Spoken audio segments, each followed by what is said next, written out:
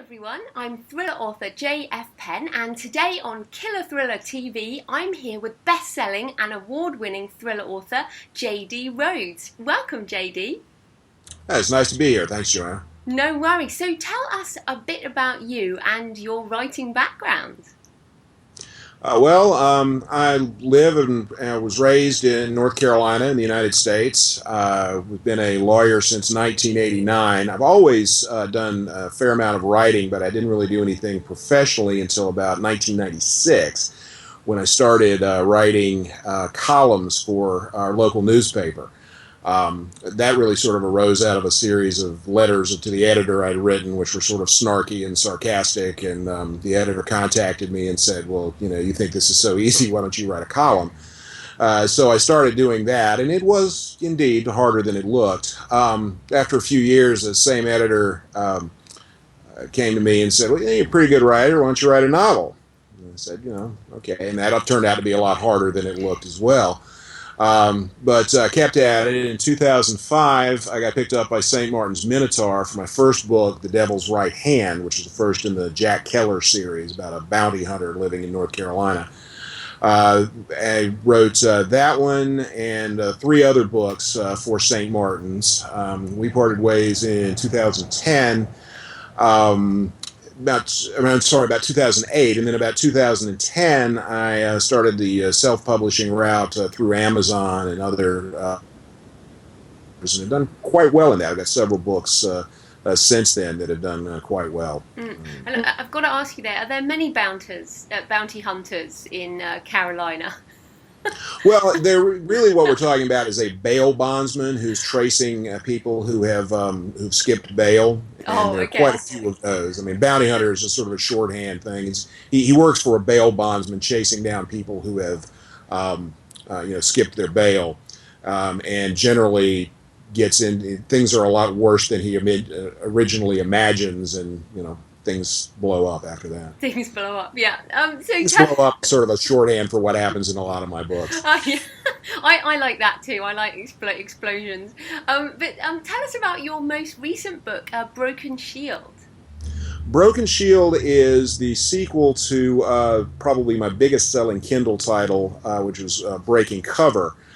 Broken Shield takes Tim Buckthorn, who was a supporting character, started out really sort of a walk-on in Breaking Cover, and pretty much eventually ended up being, an ally of the protagonist in that one. Somebody told me that, Breaking Cover was as much Tim Buckthorn's story as it was Tony Wolfe's, and so I dedicated the book to that person, a fellow writer of mine named David Terranor. In Broken Shield, what happens, I originally have been reading these stories online of people who had after big storms and tornadoes would go out in their yard and they'd find all this paper lying around. And what had happened was, the storms had from miles, hundreds of miles sometimes away, picked up from destroyed houses and things like that, documents and pictures and things. And so I had the idea, what would happen if one of the things you found was evidence of a crime? In this case, evidence of a kidnapping. And so, Tim Buckthorn, gets called in, and somebody has found a picture of a kidnapped person, in their yard, blown hundreds of miles by a tornado. And so he ends up having to, try to trace back where this came from, who this is, what's happened, and Tony Wolfe, who was the FBI agent, sort of rogue FBI agent from Breaking Cover, ends up assisting him in that, and things go haywire from there, and things blow up. So awesome. And I mean, you mentioned a tornado there. I mean, is that something? Do you use your real life? I mean, have you been in one of those in real life? I know that happens in America, not so much in England. Well, you're lucky in that. Well, we have that quite a bit. I've never actually been through one, thank goodness, knock wood. But, it does happen quite a bit, and there are, weather seems to figure in a lot of my books, especially really bad, violent weather. I wrote a book called Storm Surge, which is about a confrontation some people have during a Category 5 hurricane, which we also have a fair amount of. No, I've never actually been through a tornado, long story short. But do you use a lot of research? Like, how do you do your research for your books? Do a lot of stuff on the internet. Some stuff is, drawn from real life. I am a practicing lawyer in a small town in North Carolina, so another of my books, Lawyers, Guns, and Money, is about a practicing lawyer in a small town in North Carolina. I'm not going to really go into how much of that is actually drawn from real life, other than most of it. But research, comes from everyday stuff. It's stuff I see on the news. It's stuff I, look up online. I go to a lot of these places. Sometimes just make phone calls and send emails to people who know stuff about things. That's how a lot of the research gets done. Now, I was fascinated by a quote. Sean Cherkover called you the king of Redneck Noir, which just sounds amazing. So, how explain that quote to me, and how does that resonate with the themes of your books? Well, Redneck Noir basically started as almost a joke. I would tell people, people would say, well, what genre is your book in? And since it was sort of dark, gritty crime fiction set in the South, I said, well, I call it Redneck Noir. And I particularly enjoyed it because it made my editor, my New York editor, was a very nice fellow at the time. He still is a nice fellow, but he was my editor at the time. It just sort of made him flinch every time I used it, because he's like, oh, Redneck Noir. But then it got picked up in a Washington Post review by Patrick J. Anderson, and he said he started using it, and so then the publisher really embraced it at that point. So that was sort of got hung on me, and I enjoy it because it really is sort of a shorthand for, as I say, sort of gritty crime fiction set, in the American South, which is where I live. No, that's fantastic. And the characters in your books, is there a sort of a resident character that comes through in all your books, or even your, Broken Shield and Breaking Cover?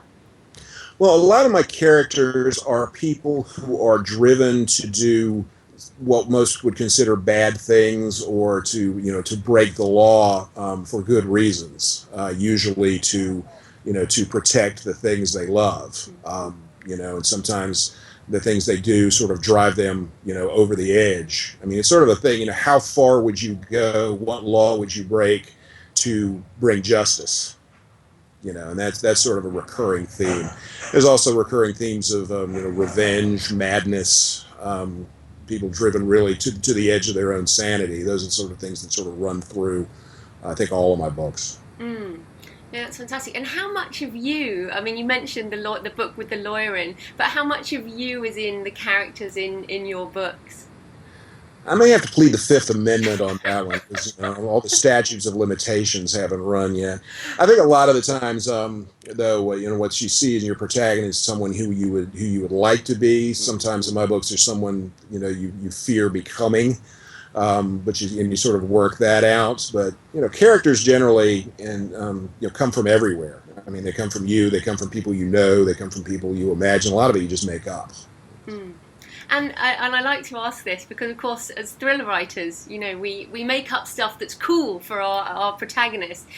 So, are you as exciting as your thriller characters? And do you have any cool hobbies? Incredibly exciting in real life. I'm just, an absolute dynamo. Yeah. So I'll just leave it at that. Oh, well, I had a chat with Boyd Morrison about having like a thriller writers diving club, because quite a lot of us do scuba diving, but I guess where you are there isn't much scuba diving. Well, I'm inland, but I'm fairly close to the coast, and sure, I wouldn't object to it. I don't do it, now, but I love to swim, so why not? Give me a call if you're ever down on the North Carolina coast. I thought that would be a fun thing.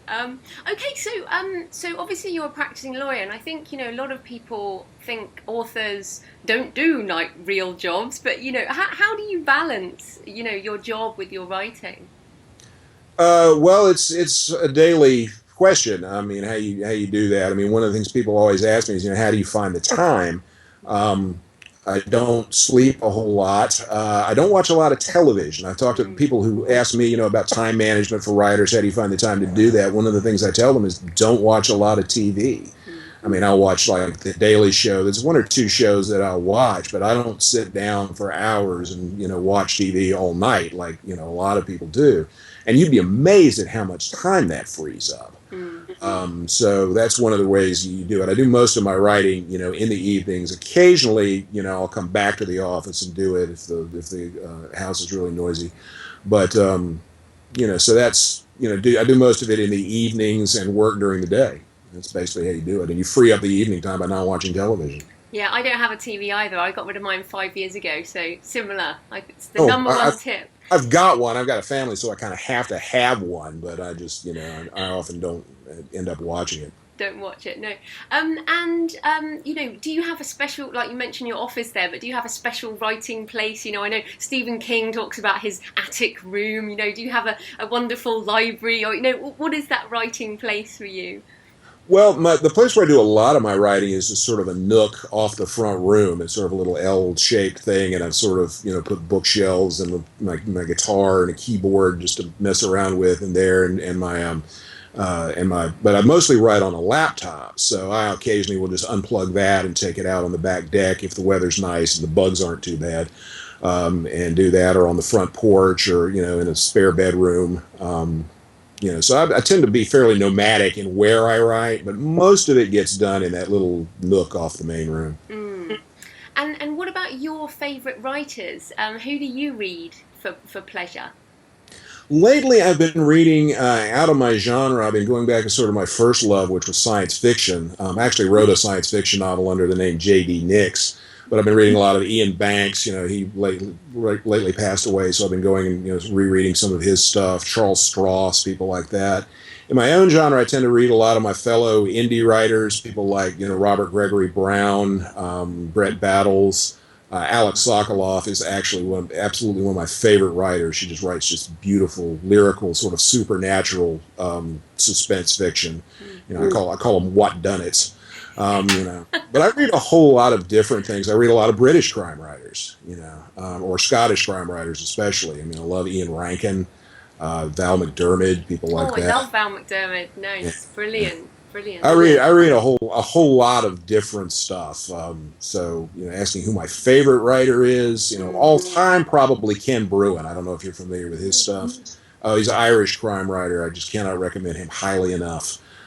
Just very almost poetic writing, and really, really, really dark, but very good. Mm. And so what's next for you? You've got Broken Shield is out now. What are you working on next? Well, I'm sort of between projects right now. I've been sort of toying with something that I haven't done before, which I do a lot. I call it my latest experiment in career suicide, in that I'm writing a sort of comic heist novel a la Donald Westlake or something like that. I think I was sort of looking back the other day, and I think what I've started doing is trying to write one book in every genre that that I've either liked or thought needed to be done better. I thought I did a legal thriller, which was Lawyers, Guns, and Money. I did a techno thriller, which is sort of a military suspense novel, which is called Gallows Pole. I did a science fiction novel, about a genetically engineered vampire out for revenge, and it's called Monster Knight Rider's Vengeance, and that was under the name of J.D. Nix. I can't seem to stay with one thing, which is probably not the best thing for my career, but it's fun. I'm trying to write a book in every genre that I like. I think that's fun too. And part of this is about having fun. Is writing fun? Who knows? I'm not in it for the money. Yeah, exactly. But yeah, is writing fun for you, or are you one of those people who likes the first draft or to finish the book? Oh, well, it depends. Some days writing is a lot of fun. When it's flowing, it's great. There are days when it is just sheer agony. It's like you're having to pull everything out of you, and some days it just doesn't work at all. I found the hardest thing to do, though, is actually just get sat down at the keyboard and actually start doing it. That's the thing that's the hardest to do, because you're like, oh God, what if it doesn't go well today? What if it's going to be like last time when, but you just got to do it. You got to sit down and hope it comes, and then it does. One of the things I've started doing a lot more that I had never really done before was outlining, using a program called Scrivener, which a lot of people we love Scrivener.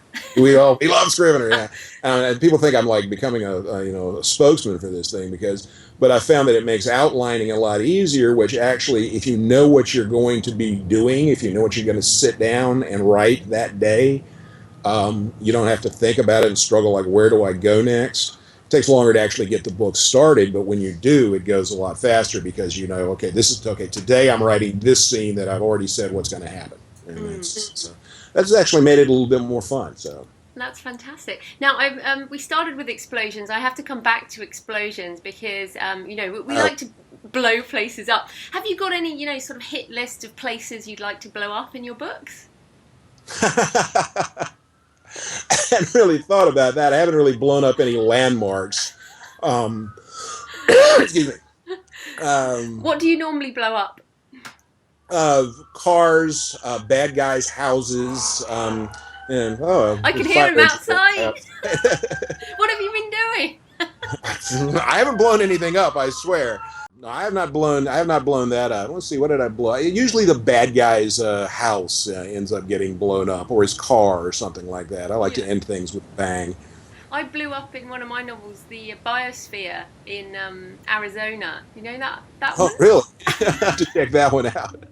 Yeah. I have a story where I tell you, you're asking earlier about research. In Storm Surge, which is my book about the hurricane, I actually called up and spoke with a guy who was a Coast Guard helicopter pilot about search and rescue and what's the procedure, how do they do this stuff. And I ended up asking him and said, okay, here's a question that you don't have to answer if you don't want to, but say I have a very large, high-caliber rifle. How would I bring your helicopter down with that?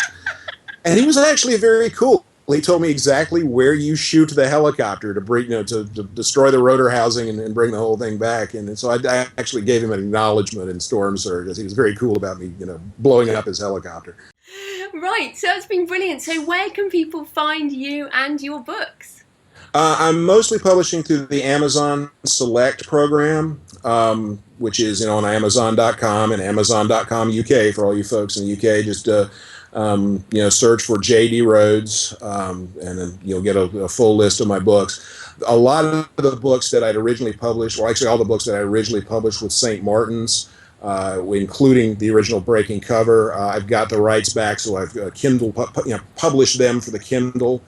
So go J.D.Rhoades, RHOADES, remember the A, and you can find all of them there. Fantastic. Well, thanks ever so much for your time, JD. That was great. Thanks.